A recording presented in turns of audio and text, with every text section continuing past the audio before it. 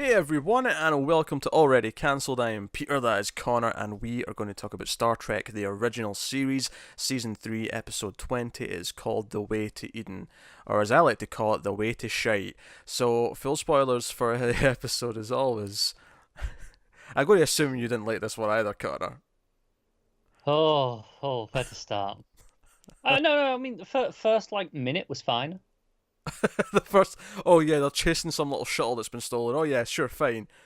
Well, I thought, interesting. Okay, there's a stolen shuttle. They're going into Romulan space. Okay, could be interesting, Yeah, right? it could be, but then they beamed aboard the people who were on the ship, and it all went suddenly very downhill very quickly. Now, don't get me wrong, I do like the ending. The ending was quite good, but everything up until that ending. God, space hippies are worse than regular hippies.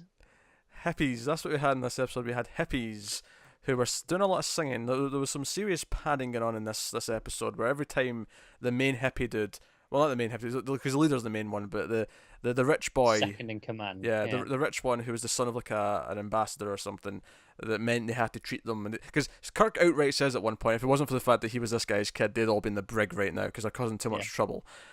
And he keeps playing this like fancy space guitar. It's not a guitar, but it's a stringed I'm not instrument. gonna lie. The songs were probably the least offensive part of the episode because it's just okay. You're playing a song, fine. You can't do anything worse. You can't annoy me anymore. The fact that they stopped to have a little cheery sing song annoys me pretty. I mean, arguably, yes, there's nothing you can do to annoy me more, but that's already because I'm already at peak annoyance. That's not a positive thing. Yeah, no. To me, the song was a reprieve from all the awful dialogue. Well, this is like saying to me, oh, when you're watching Birdemic, at least you're sitting there going, well, it can't get any worse. It can get worse. I've seen a Nova Bull film now. It can get worse. I can confirm It worse as gets possible. worse. I Oh don't even know dear. if that's his worst film. That's the scariest part. That's the It scariest might part. get worse from there still. Yeah, just for the record, we do have a $250 goal on Patreon to watch another Uwe Boll film, just in case that Starting to regret that. just in case that inspires anyone. And I can We pretty much promise you that 350 and 450 will follow suit when I put yeah, them we, in we later. we put that there before we'd ever seen one, thinking, what's the worst it can be? People like to torture us, so I think it's a good goal. It's a good It's a incentive. good incentive, yeah. Yeah. Um. So yeah, we got space hippies, and they're trying to find a planet called Eden. And yeah, I mean they're basically talking about it as if it is Eden. It's the Garden of Eden. It's just a planet version of it, and they want to find it. They want to be one with nature. They don't Which like all the technology and science that has consumed the lives of I, I everyone. I think the idea of Eden being a planet as a core concept in Trek works for me. The idea of okay, we didn't take it literally at the time, but what if it's just alien like, right? Oh Because sure, yeah, and then they came to that, Earth that afterwards. yeah, that makes sense to me. When God Like banished them, it was banished from this planet of Eden yeah, he to banished them Earth. from the nice one and sent them to Earth. The idea of that I think is fine to Yeah. explore in Trek. Not like this, but I think it's a fine concept. It's worth mentioning for those of you who have seen Star Trek V: The Final Frontier, there are some thematic resemblances, we'll say. Am I gonna hate that movie? Everyone hates Star Trek V. Okay, that's fine then. It's I can never remember which ones people like and hate because there's too many of the buggers. honestly out of the original six of the original cast, five's the only one I think is I know bad. most people aren't keen on one, are they? Yeah, but they're fools. Yeah, I know you really like it, and I think James, our friend, sticks up for that one a lot as Oh well. yeah. The motion picture is highly underrated. I will fight people. I mean, I won't fight them right now because it's been too long since I've seen it. But once we've watched it again, I'm ready to fight.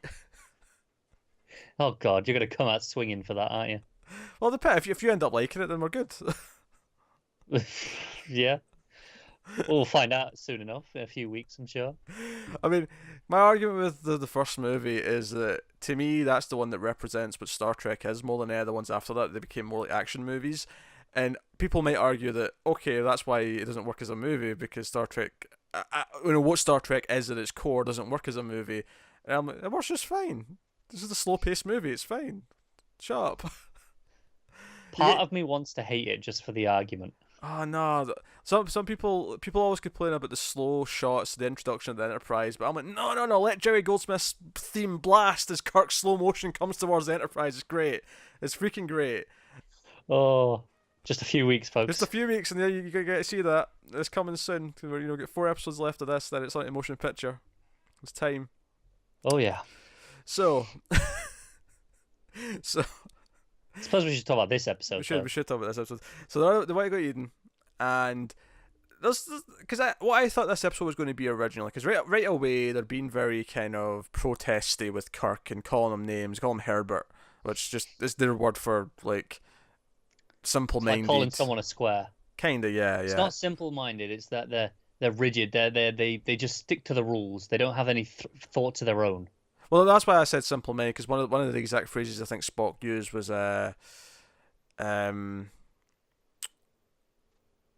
there's something minded. It was like single-minded, maybe. Single-minded, yes. So that's why that phrase stuck in my head. But I think simple-minded implies lack of intelligence, whereas I don't think they're saying that. Sure. Yeah. I don't know. I don't think it matters that much. I got sick of hearing them chanting Herbert, though. Yeah. Pricks. So what I thought this episode was going to be was the idea of accepting a contrarian opinion. And given that Star Trek's set in this utopia, where at least the Federation, the Starfleet, like the Alliance of Planets, right? Earth, Vulcan, whatever. They've all seemed to like found this utopia where we're all kind of in agreement. So the idea of a group of people who actually do want to like rebel against that and say, no, this isn't a utopia that you think it is. You've all become slaves to the man, right? Okay, there's potential in exploring that in Star Trek. I think there is. And at first I was like, okay, maybe that's kind of the point, is the idea of accepting, even if like it seems like the weird one. Even though I immediately hated these characters and wanted them to get shoved out the airlock. But I did think that for a long time, especially with Spock's story. Yeah, because Spock oddly kind of respects their viewpoint. He's much more calm and logical about it, but he understands that they feel alien in a world where it's supposed to be at home. Yeah, that's how and he kind of tries to help them. He's very respectful and communicates on their level, which is funny as much as it kind of pains him to do it. As a man of logic, though, he should be the one who hates them the most. because right from the get-go, they feel like a bunch of spoiled rich brats who want to like do this in the name of idealism, but really it's sort of something to do. It's something to believe in. And then you find the one that Chekhov used to know was in Starfleet. Yeah, and Kirk's horrified. He's like, wait, one of these people was actually, in the academy. They were smart. And Joe, I think it was worth mentioning here. We're both liberal, right? We're both very liberal. Hippies are annoying as shit. Oh yeah. Right. Let's make that clear right now. Hippies are annoying as shit. And these characters are really annoying, but then it goes down a path where no, wait a minute, the guy, this former doctor. I mean, you're not really a former doctor, but he's former in the sense that he's not exactly a scientist anymore. He's he's a hippie now, but he turns out to be a carrier for a disease that he's immune to, but he will spread amongst anyone who doesn't have injections against it. Now, McCoy points out that there could be some gaps and he can fix it, but the crew should all be, injected for this. They get immunized for it and booster shots on a regular basis. And even the people he's with will probably have had booster shots recent enough, but it does require like updates every couple of years, that kind of thing. But they point out that if they get to this Eden, which is supposed to be a very rural, back to simple times, primitive times, he's going to infect them all and anyone else who happens to be there, and they're all going to die. Yep. And he knows this, and he keeps. I don't accept your findings. This is all lies. This is all science lies. Yeah, and then eventually he admits, yeah, okay, I did know, because he has been restricted from traveling to anywhere that's not advanced enough to have these shots, just included as their regular vaccines. Yeah, which is a fairly reasonable, because this is the problem. I think. For the first half of it, now it turns out that's not the case. It turns out that he's actually Spock just outright says, "No, he's insane. He's an insane man, and he's convinced all these people to follow him." And I'm like, okay, so we're doing like a Jonestown-esque kind of cult essentially at this point. But for a while in the episode, I really thought it was going to be wanting me to kind of analyze both sides of the argument. But the problem is that every single thing he disputes and says, no, I will not agree to this, is perfectly reasonable and understandable. Why Kirk and Starfleet would say, no, these are the rules. This is why you should do this. Yeah, It's like, okay. there's the point where he accepts he will infect everyone. He knows that, but he's like, oh, but I'm too restricted. I'm in a prison. I'm like, the advanced world's still pretty damn big, right? In Star Trek, you know, all the different planets and species that are just part of the Federation alone that you could visit, right? Also, was he supposed to be wearing something on his ears, or were those supposed to be his ears? Not sure. I was having the same question. Because he has these big ridiculous effect, this like prosthetic things on his ears, and I wasn't sure. I think a bit of both. Like I think it's supposed to be the ear, and then it looks like there's supposed to be like some sort of earring style thing, right? As well. Yeah, but it was really bumpy and huge, like his entire ear. Yeah, I don't know if really know. I don't know if the idea is that he's like modified his ears, so it's meant to be his ears, but he's like stretched them and done wacky things to them. Or if he's just not human. Or yeah, it didn't sound like he was not human though. Everything about it sounded human. Yeah, it could be humanoid. Yeah, but even the fact that the disease was specifically being spread amongst humans, because they never mentioned that Spock was at risk of it. I mean, they didn't single him out, but they just mentioned the crew at large, right? And if they're worried about this primitive culture, they might not be humans. True, but I mean, as far as the crew goes, though, Spock's like the only non-alien crew member, as far as we know. As far as we know, yeah. I mean, obviously, in the later shows, that having different species of crew members becomes a lot more common. But I think in this show, it's notable that Spock is literally the only crew member we've ever seen on the Enterprise who isn't a human being. Yeah. Yeah, Chekhov's No. maybe. It's true. No, I don't know. I just assume that anyone can, like any humanoid, can catch it. I mean, you might be right. I never got that impression. I got the impression he was human. Just with the way he talked about his history, everything felt human. Mm. And then yeah, so there's a lot of plot threads that kind of go nowhere in this episode as well. Like at one point, it seems like he's getting all his followers to like manipulate the crew to like come over to their ways, and it never really happens. Like, there's a couple of scenes where they're kind of singing songs to them, and then it just doesn't. But what's really frustrating is they seem to be getting close with some of them. Like they have a good chat with Sulu, right? And Sulu's like, oh, I'll think about it. Yeah, there's one woman talking to Sulu, the rich boy from the ambassador or whatever, he's talking to Spock, and, oh, is that a Vulcan instrument? Oh, that's cool, man. This is totally now. This is way now, man. Yeah. I'm like, Spock, throw him in the airlock right now. To be fair, I really appreciate how annoyed Spock clearly was. It seems like, can I tell you, he's just like, yeah, whatever. Help yourself. But then he comes down and does a duet with one of the girls later on, which I could have been without. That specific plot of we're going to convert them right up when they're about to go and enact their final stage, right? We're going now. We're going to take the ship, and they go, right, go and convince as many of them to come as you can, and then none of them go. Yes, that never happens. At least send a red shirt. And of course, because we find out they're actually plotting something when the girl that Chekhov knows talks to him and finds all this information about the computer, and then she goes back to the guys and is like, hey, we can do all this from the computer. So she was like fishing them for information. And I got a kick at the end because they saved like 4 of them off the planet, including her, and she's saying her goodbyes to Chekhov, and she's like, try and be incorrect sometimes, Chekhov, and I'm like, don't worry, he's got that covered. He's going to do that. It's fine. And then he's like, yeah, be correct some of the time. Yeah. I'm like, sure, whatever. I for some small scenes I like that Kirk notices that Chekhov's kind of distraught that this woman's on board, and he kind of almost immediately says, hey, do you want to go see her? Okay. Yeah, permission to leave your post and go and... I was like, Kirk, look at Kirk being That's fine, we got Sulu around this episode. We don't need Chekhov as well. Noticeably absent though was Uhura, and it was noticeable because there was some other broad sitting in the chair doing the job. I'm like, who's this blonde person? Right? Yeah, I'm like, who's this blonde person? I've never seen her before. What's going on? Yeah, no idea. Yeah, so I don't know what Uhura was doing this episode. She was on shore leave or something. I don't know, but because at least with Chekhov and Sulu, we're so used to only getting one of them. We're so used to them swapping. Yeah, as we go. I think it was weird that we got both of them this episode. It's so rare to see that. Yeah. Yeah, it's only happened a few times, and of course when we get to the movies, they're going to be there every time.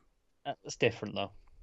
I'm just saying. Like you come to expect them to be there together. It's just weird when you watch the show and they're like almost never there in the same episode. Yeah. But I mean, I don't know if Chekhov was specifically cast because they knew, because they knew Takaya wasn't going to be around as much during season 2, so he was literally a replacement character, or if it just worked out that way. Little column A, little column B. Yeah, maybe. But hey. Yeah, who knows? So the ending, which I do actually quite like, is that they actually knock out the crew, the hippies, that is. They knock out the crew with sound waves, and they're supposed to kill them. That they clearly talk about, because the woman is concerned, like, oh, that will kill them. They're the one who knows Chekhov, and he goes, oh, don't worry, my dear. It's like I know how to do this, to just knock them out for a while and then come back. Trust me. And then the other guy's like, no, this will kill them, right? And he's like, yeah, well, this is fine though. This is our mission's important.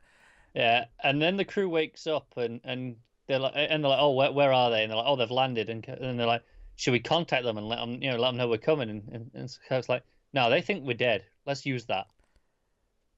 Yeah. So why is no one dead? Yeah, so no one's dead. Kirk seems to know that it was supposed to kill them, but didn't.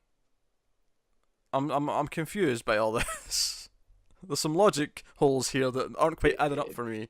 Because reasons. Because Kirk is so awesome that he was able to it's Kirk Force, bro. Cyclically defend his entire crew during this sonic attack. That's what happened here. I think what it's saying is hippies are so shit they can't even kill people properly. But the part of the ending I like is so Kirk and co beamed out of the planet, this Eden, and they find the rich boy dead, and it turns out that the air, the ground, the fruit, everything is toxic and acidic, and one bite of an apple kills him. Although I didn't really need someone to go, his name is Adam. That was on the nose for me. That was really on the horrible. Nose. Yeah. But so I actually started laughing maniacally. I was like, they're all dead. This is great. No, and then you have the insane doctor, which I forgot to mention how much I really thought the cut where we got that reveal was so funny, because you have Spock talking to the doctor. He's all respectful, right? And he's like, that's the conversation where he's like, no, I can't be trapped in this space. I need to, be free. And then it just cuts to Kirk and Spock on the ship, and Spock goes, yeah, the doctor's insane. No, that was good. That was a good cut. Like, for as much as I hate this episode, there's a couple of nice little bits here or there like that, where it was a funny cut here, a funny line there, or whatever. And then the death of the hippies was great, especially when leader hippie, the doctor, goes proper insane and says, no, I cannot leave, and he goes and grabs one of the fruit. Yeah, he's got something dodgy going on his foot, and they're like, let's transport him up to the ship. Oh, it's because he's been walking about in his bare feet. I think that's all it is. He's been walking about in this ground in his bare feet, yeah. And his foot's gotten, poisoned and diseased or whatever. Like it's going to fall off. And McCoy's like, yep, ship. Not doing anything for that here. Yeah, let's get him up. We can treat him up there. And he goes and eats a bit of fruit and instantly dies. And I was like, well, this is satisfying. I'm not going to lie. I'm enjoying the death here. Yeah. Kirk on the inside is going, yeah, go on then. Stop being my problem. And they take everyone else up. They go drop them off in the station they were supposed to drop them off at. And Chekhov says his goodbyes. Yeah. And that's it. So the opening scene seemed like it could be fine. The final scene was very satisfying. Yeah, but only satisfying because it was so awful.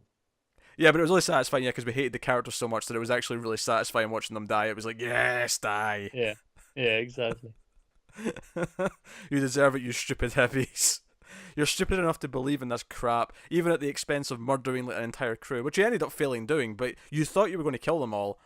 Forget that. That selfish prick doctor was like, I don't care if I wipe out a planet or 3. Yeah, I'm going where I want to go. You can't chain me. They take command of the ship and fly them out of the Romulan space. They go through the neutral zone, and Kirk's like, "Hey, if the Romulans spot us, they'll kill us all." And he's like, "Ha ha ha!" He's scared. He's got jelly in his belly.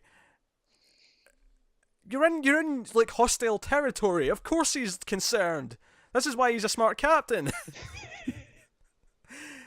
And honestly, I mean, as much as I get why they didn't want to have all Romulans show up and that we have that confrontation, it does feel awfully convenient that it never happens. They got away with it, yeah.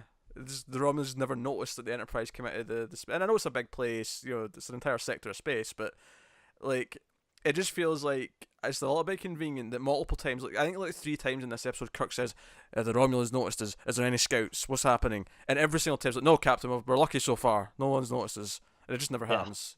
Yeah, it's very underwhelming. Yeah, so God, I hate this episode. it's a bullshit God, episode. I hate hippies. I don't even know how much I disliked hippies until they started singing in this, and I was like, I did, but I'd forgotten because it's been a while. oh my god.